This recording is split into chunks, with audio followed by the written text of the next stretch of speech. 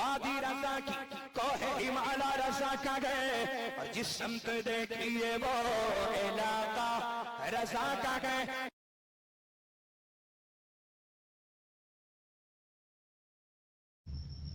بسم اللہ الرحمن الرحیم، نحمدہ ونصلی علی رسولہ الکریم۔ اعوذ باللہ من الشیطان الرجیم، بسم اللہ الرحمن الرحیم۔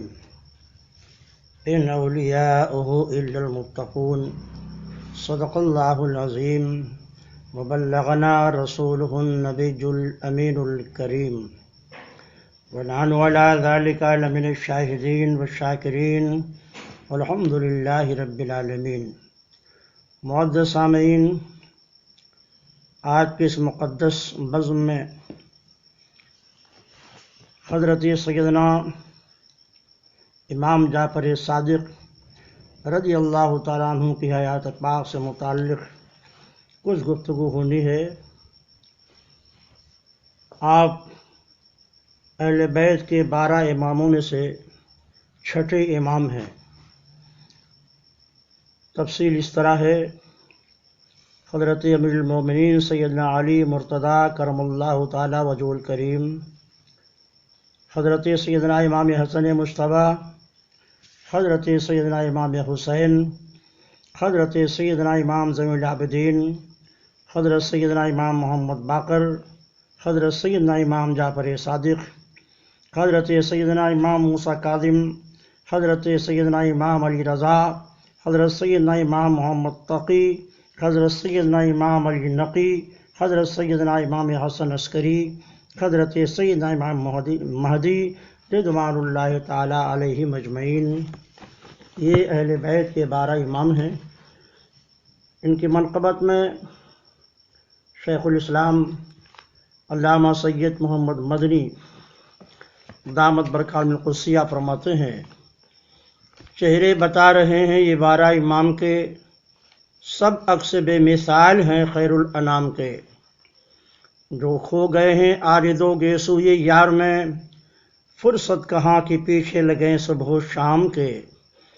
دیکھے گئے ہیں قیصر و دارائے وقت بھی، قدموں پہ سر جھکائے تمہارے غلام کے۔ لا ترفعوا کہیں تو کہیں لا تقدموا، قرآن دے رہا ہے اصول احترام کے۔ اپنے تو اپنے غیر کے دامن بھی بھر گئے، قربان تیرے جود تیرے فیض عام کے۔ کتنے نظام آئے رہے اور چلے گئے، ٹھہرا نہ کوئی سامنے ان کے نظام کے۔ ہے دنگ اوج عرش معلیٰ بھی دیکھ کر جلوے تیرے عروج تیرے احتشام کے۔ اللہ کا کلام تھا طالب حبیب کا، اور حضرت کلیم تھے طالب کلام کے۔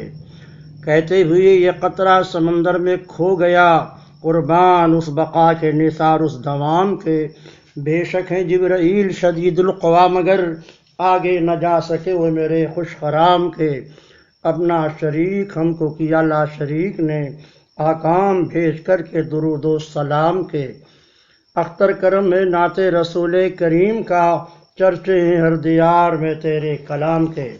معزز سامعین، اہل بیت کے چھٹے امام حضرت سیدنا امام جعفر صادق رضی اللہ تعالیٰ عنہ، آپ حضرت سیدنا امام محمد باقر رضی اللہ تعالیٰ عنہ کے صاحبزادے اور اہل بیت اطہار کے چھٹے امام ہیں۔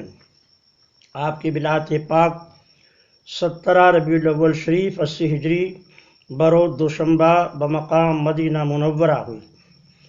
آپ کا وصال پاک 15 رجب المرجب 148 ہجری بروز جمعہ مدینہ منورہ میں ہوئی۔ حضرت امام جعفر صادق رضی اللہ تعالیٰ عنہ کا اسم مبارک حضرت سیدنا جعفر، کنیت ابو عبداللہ ابو اسماعیل، لقب صادق، فاضل اور طاہر ہے۔ آپ کی والدہ ماجدہ کا نام ام فروہ ہے۔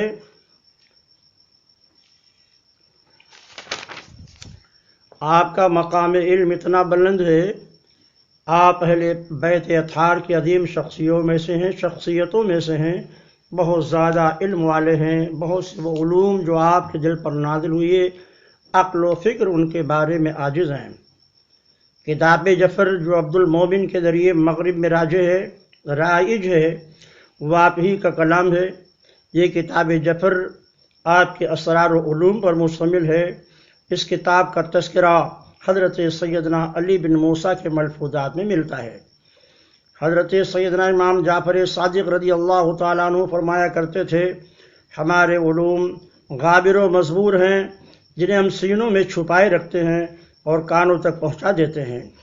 یہ بھی فرماتے تھے کہ ہمارے پاس جعفر احمر، جعفر ابیض اور صوف فاطمہ بھی ہے، لیکن علم جامعہ میں وہ تمام چیزیں پائی جاتی ہیں جن سے لوگوں کو واسطہ رہتا ہے، اس کی تشریح و تفصیل بھی لوگ ہم سے پوچھا کرتے ہیں۔ آپ مستجاب الدعوات تھے۔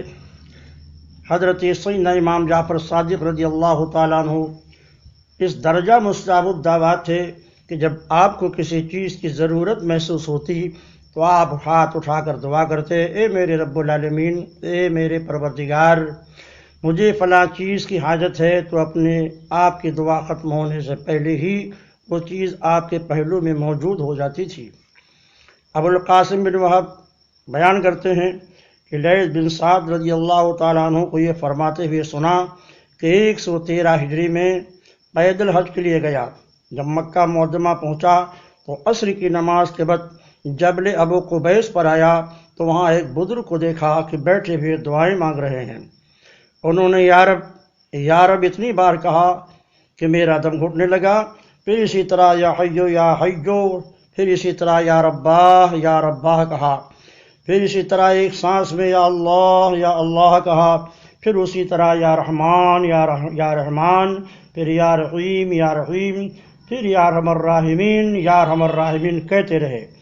اس کے بعد کہا، اے میرے رب، میرا دل انگور کھانے کو چاہتا ہے، وہ عطا فرما۔ میری چادریں پرانی ہو گئی، مجھے نئی چادریں عطا فرما۔ لیث بن سعد کہتے ہیں کہ خدا کی قسم ابھی ان بزرگ کی دعا ختم بھی نہ ہونے پائی تھی کہ میں نے ان کے پاس ایک انگور کی بھری ٹوکری رکھی دیکھی، حالانکہ وہ انگور کا موسم نہ تھا، اور ساتھ میں 2 چادریں بھی رکھی ہوئی تھیں۔ آج تک میں نے ایسی چادریں کہیں نہیں دیکھی تھیں۔ اس کے بعد وہ بزرگ انگور کھانے بیٹھ گئے۔ میں نے عرض کیا، حضور میں بھی آپ کا شریک ہوں۔ فرمایا، کیسے؟ میں نے کہا، جب آپ دعا میں مشغول تھے تو میں آمین آمین آمین کہہ رہا تھا۔ ان بزرگ نے فرمایا، اچھا آگے بڑھ کر کھاؤ۔ میں بھی آگے بڑھ کر انگور کھانے لگا، یہاں تک کہ میں سیر ہو گیا۔ ٹوکری ویسی کی ویسی بھری رہی۔ اس کے بعد آپ نے فرمایا کہ اس سے ذخیرہ مت رکھنا، نہ ہی اس میں سے کچھ چھپانا۔ پھر ایک چادر مجھے عنایت فرمانے لگے۔ میں نے عرض کی، مجھے چادر کی ضرورت نہیں ہے۔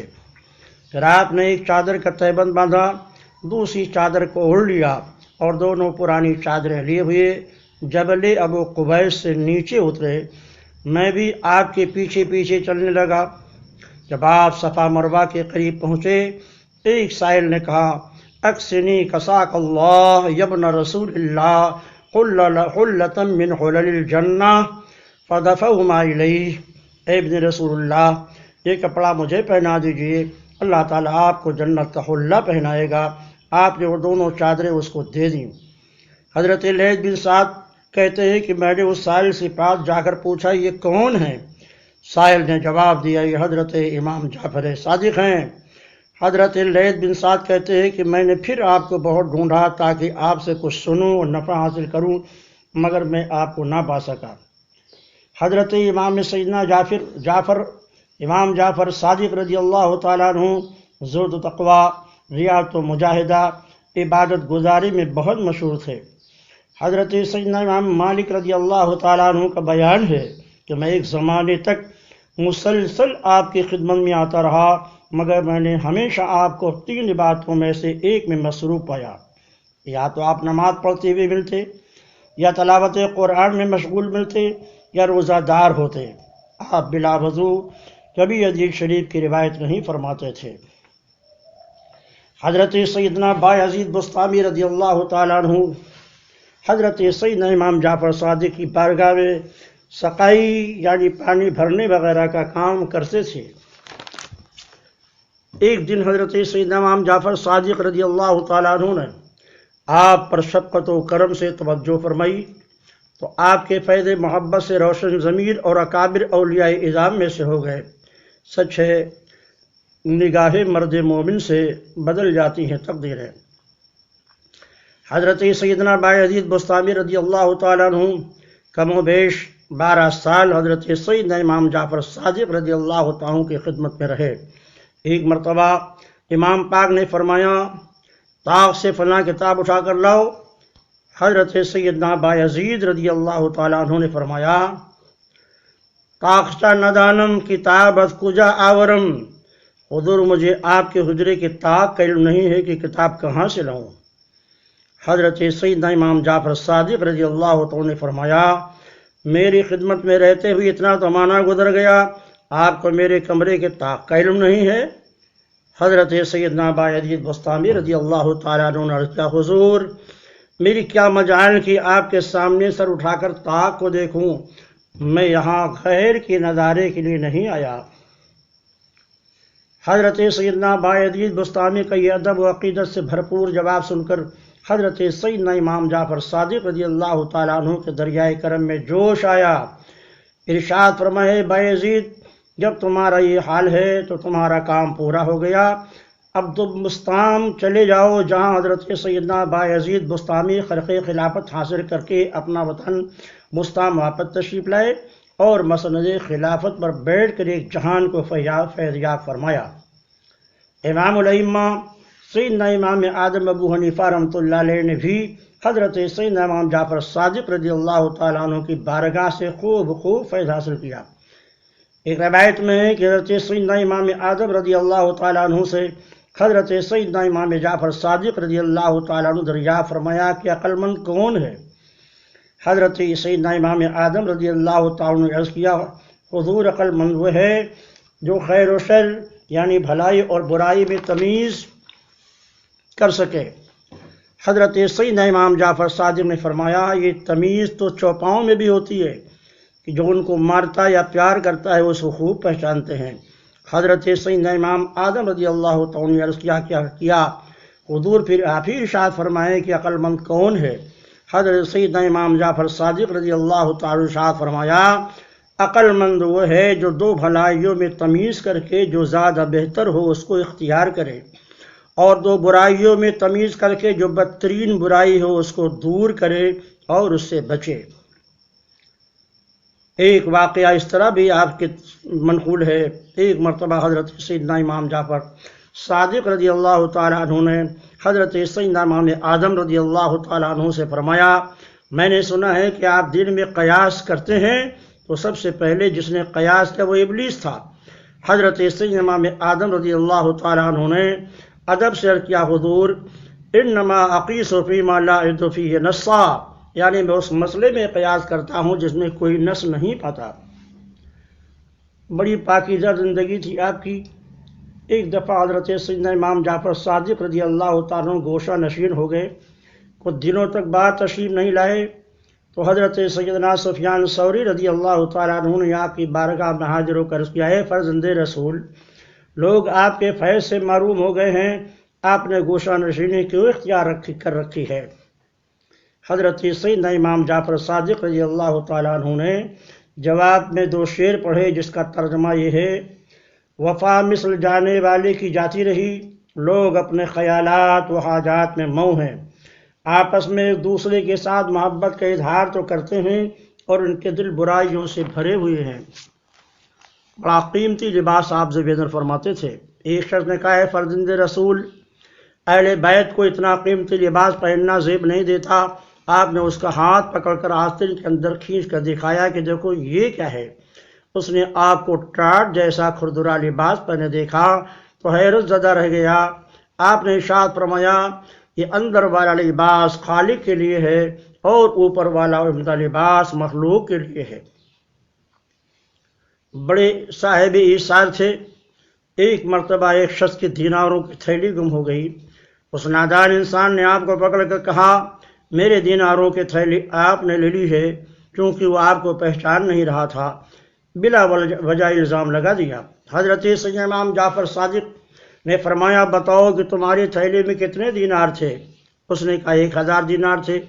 آپ اس کو اپنے مکان پر لے گئے اور اسے 1000 دینار عطا فرمائے۔ اتفاقاً دوسرے دن اس کی گم شدہ تھیلی بھی مل گئی، دوڑ کر وہ آپ کی بارگاہ میں حاضر ہوا، معافی مانگتے ہوئے وہ 1000 دینار آپ کو واپس کرنا چاہا تو آپ نے ارشاد فرمایا ہم اہل بیت ہیں، جو 1000 دینار ہم نے تم کو دیے اب وہ مال تمہارا ہو گیا۔ ہم اہل بیت نبی ہیں، جب کسی کو کوئی چیز دے دیتے ہیں تو پھر اس چیز کو واپس نہیں لیا کرتے۔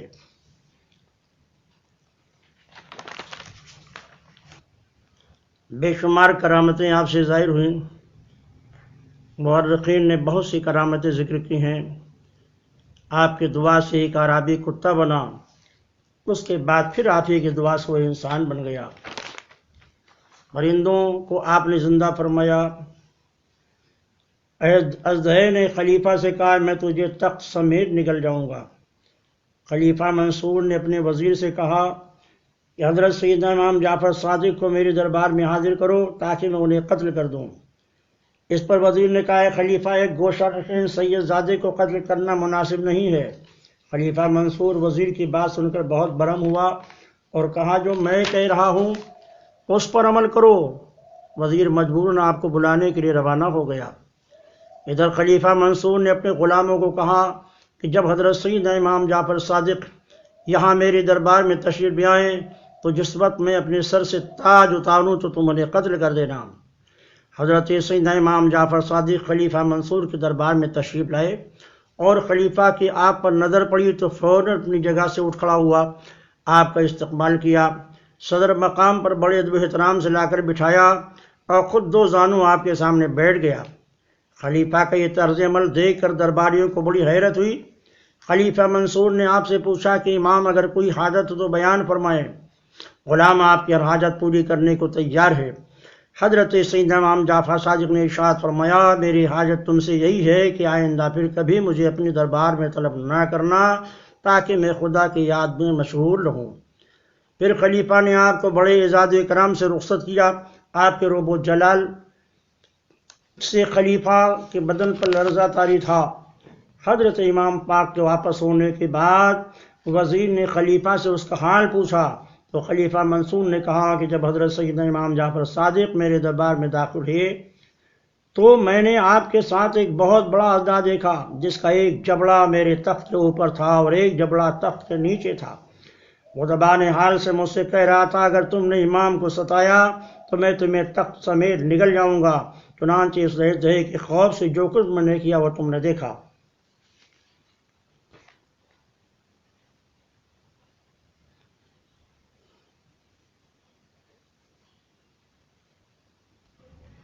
معزز سامعین، آپ کی زندگی پر بہت سی کتابیں موجود ہیں، تفصیلی حالات کے لیے آپ ان کتابوں کا مطالعہ فرمائیے۔ میری کتاب تاریخ الاولیاء میں بھی حضرت کے حالات زندگی بیان کیے گئے ہیں۔ آپ کی جو خلفائے کرام تھے ان کی دینی خدمات سے تاریخیں بھری پڑی ہیں اور آپ کو بخوبی اندازہ ہو جائے گا کہ آپ کے فیض سے منور ہونے والے کیسے کیسے افراد ہیں۔ ہر فرد اپنی جگہ عالمگیر جماعت کی حیثیت رکھتا ہے۔ آپ کے خلفاء کے اسماء گرامی اس طرح ہیں: حضرت سیدنا امام موسیٰ کاظم رضی اللہ تعالیٰ عنہ، حضرت سیدنا امام اعظم ابو حنیفہ رضی اللہ تعالیٰ عنہ، سلطان العارفین حضرت سیدنا امام بایزید بسطامی رضی اللہ تعالیٰ عنہ، سلطنت عباسیہ کے خلیفہ دوم ابو جعفر منصور بن ابو العباس کے دور حکومت میں مرو شمبا 15 رجب المرجب 148 ہجری میں 68 سال کی عمر میں زہر کے اثر سے ہوا۔ آپ کا مزار شریف مدینہ منورہ کے قبرستان جنت البقیع شریف میں آپ کے والد ماجد حضرت سیدنا امام محمد باقر رضی اللہ تعالیٰ کے پہلو میں ہے۔ تیری نسل پاک میں ہے بچہ بچہ نور کا، تو ہے عین نور تیرا سب گھرانہ نور کا۔ معزز سامعین، آج 15 رجب المرجب ہے، آپ کی یہ تاریخی وصال ہے، اس لیے کنڈے کے نام سے جو فاتحہ دی جاتی ہے وہ آپ ہی کی بارگاہ میں ایصال ثواب کے نذر کے لیے ہے۔